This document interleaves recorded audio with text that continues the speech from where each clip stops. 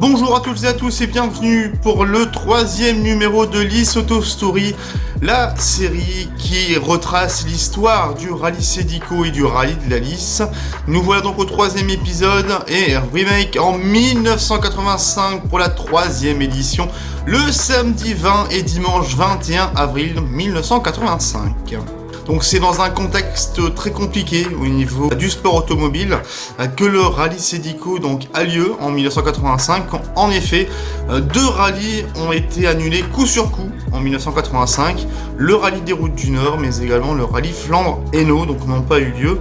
Ce qui fait que c'est l'un des premiers rallyes simplement du Nord Picardie à avoir lieu. Donc le monde est forcément présent à Aire-sur-la-Lys.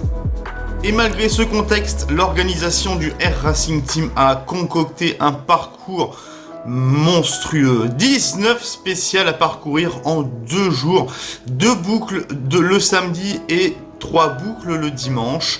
Le samedi, on se retrouve avec la spéciale de Morbec qui fait 9,5 km et la spéciale de Sercu qui fait 15 km d'entrée de jeu, donc le samedi. Et le dimanche, 3 boucles de 5 spéciales. La spéciale de Mamé qui fait 5 km, la spéciale de Tatinghem dans le secteur Audomarois qui fait 7 km, la spéciale de Pian qui réalise 6 km, la spéciale de Delette qui fait 8,5 km et enfin la spéciale de Linghem qui fait 5 km. 118 concurrents sont donc présents au départ de ce troisième rallye Cedico 1985 et pas des moindres puisque le double vainqueur en 1983 et 1984 est présent. C'est Bernard Maton avec Gérard Turlure et la Renault 5 Turbo qui va essayer de faire la passe de 3 pour la troisième édition Cedico. Face à lui, il y aura de la concurrence, forcément, avec notamment Dominique Perrard qui avait terminé deuxième au rallye précédent. Il sera avec Chantal Foucard à bord d'une Talbot Sunbeam TI. Face à eux également Viviani Léopold avec une R5 Turbo, mais également René Georget qui sera copiloté par Muriel Gervais avec une Renault 5 Turbo. Et enfin, un petit nouveau, c'est Jean-Marc Ivens avec Jean-Marc Massé à bord de la Talbot Samba Rally, qui va essayer, pourquoi pas, de prendre les accessites de ce rallye. Et comme durant l'année 1984, Bernard Maton s'échappe d'entrée de jeu sur ce rallye Cedico, puisqu'il réalise la majorité des meilleurs temps, mais par contre, une grosse surprise, c'est qu'il crève dans la 4e spéciale. Il fait plus de 5 km sur la jante. Oui, vous avez bien entendu, 5 km sur la jante. Donc bien évidemment, il ne fait pas le meilleur temps, mais reste leader malgré tout du rallye après la première étape. Alors que derrière lui, on a une très belle bagarre pour le podium entre Dominique Perrard, Jean-Marc Ivens, mais également Claude Pequerio avec une Ford Escort RS qui accompagne pour le podium. Et il faut noter aussi qu'il y a 16 abandons après la première étape du rallye Cedico, ce qui montre déjà la difficulté de l'épreuve. Et place maintenant à la deuxième étape le dimanche 21 avril 1985 pour le rallye Cedico. Et une grosse surprise en arrivant à Aire-sur-la-Lys le matin, il y a du givre sur les carreaux des voitures. Et oui, il a gelé sur Aire-sur-la-Lys et donc il va y avoir des choix de pneus qui vont être cornéliens pour les concurrents de cette deuxième étape. Ça va annoncer une deuxième étape de folie, tout simplement au rallye Cedico 1985. Et pourtant, c'est bien Bernard Maton qui continue sa marche en avant. Et il est en grande forme encore une fois, donc le dimanche matin. Par contre, derrière lui, on a une très grosse bataille entre les trois concurrents, je vous le disais tout à l'heure, Dominique Perrard, Jean-Marc Ivens et Claude Pequerio. Alors qu'un quatrième larron arrive justement pour essayer de chipper une place sur le podium. C'est Jean et Christine Briche à bord d'une Renault 5 Turbo.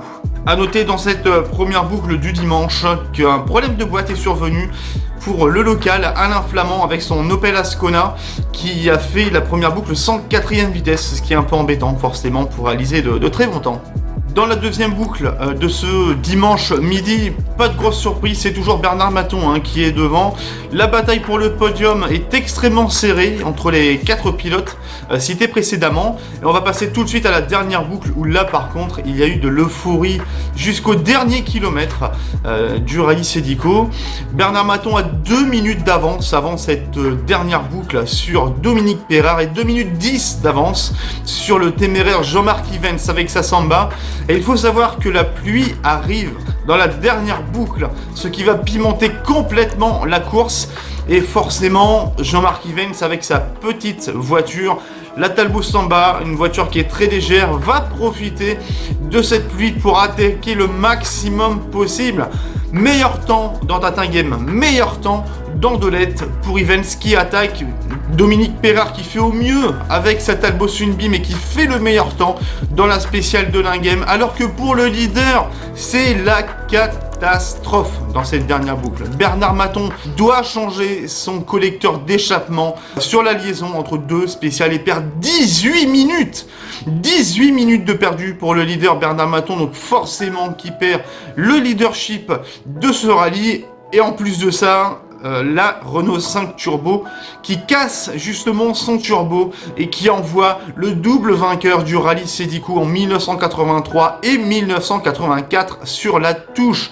C'est l'abandon pour Bernard Maton et Gérard Turlure. Au final, après 143 km chrono, eh bien c'est Jean-Marc Ivens et Jean-Marc Massé qui s'imposent sur ce troisième rallye Cedico 1985 à bord de la Talbot Samba Rally. Une superbe donc victoire pour ce duo. Donc au niveau du classement final, donc je vous le disais, la victoire de Jean-Marc Ivens et Jean-Marc Massé à bord de la Talbot Samba Rally en 1h29 minutes et 8 secondes. La deuxième place pour Dominique Perrard et Chantal Foucard à bord de la Talbot Sunbeam TI à 14 secondes. Claude Pecurio et Jean-Claude Carretero avec la Golf GTI terminent sur la troisième marche du podium à 32 secondes plus précisément.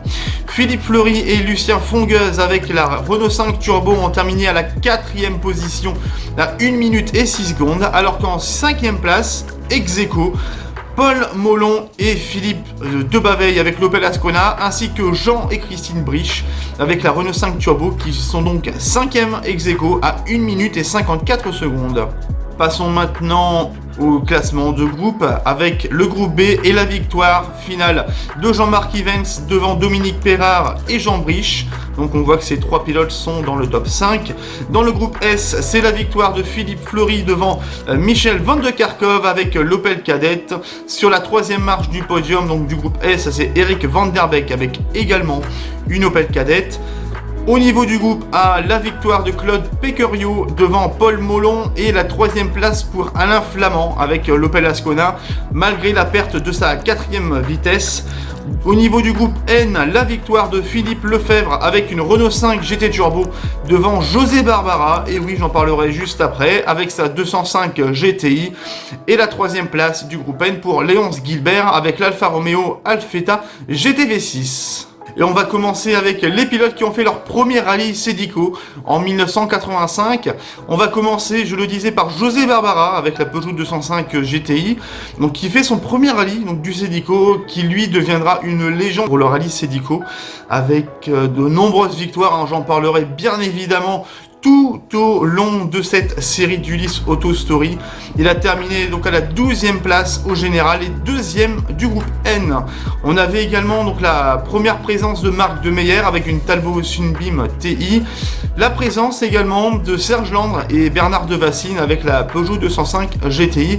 Donc il faut savoir que Serge Landre va prendre la présidence de ce rallye quelques années après. J'en parlerai bien évidemment au fil des épisodes, mais également Serge Landre et Bernard sont toujours bénévoles aussi pour le rallye de la Lys, encore en 2019 et 2020. Cette année ils ont été encore prévus justement pour quelques tâches et on le remercie énormément.